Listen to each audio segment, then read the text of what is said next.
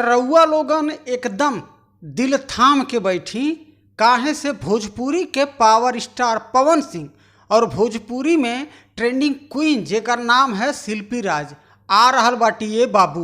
अब भोजपुरी में एकदम भौकाल भौचक्का गाना लेके एकदम तबाही और बवंडर मचे वाला बा हो।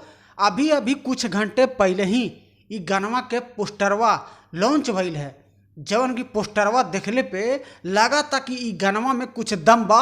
और भैया हो एकदम 7-8 घंटा में 1 मिलियन व्यूज पार होके ही रही। तो रउआ लोगन सबसे पहले पोस्टरवा हमरे स्क्रीनिया पे देख रहल बानी। जौने गानवा के टाइटल बा सैया मिलल लड़कैया। हाँ बाबू, यह गानवा के टाइटल है सैया मिलल लड़कैया। पवन सिंह और शिल्पी राज के आवाज़ में ई गानवा के लेके आ रहल बाटे। और यह गानवा के जे लिखले बा राइटर है, नाम है आशुतोष तिवारी। और म्यूजिक के देले बा रउआ लोगन के तो पता होखेबे करी कि पावर स्टार पवन सिंह के गानवा में प्रियांशु सिंह हमेशा म्यूजिक देले और वह म्यूजिक यहू गानवा में देहले बाटे।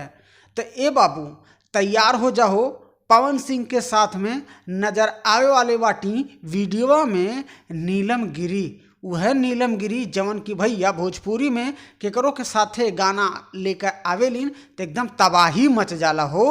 रउआ लोगन एकदम थोड़ा सा इंतजार करी, काहे से ई गानवा के फिलहाल के लिए कमिंग सून में रखल गईल बा।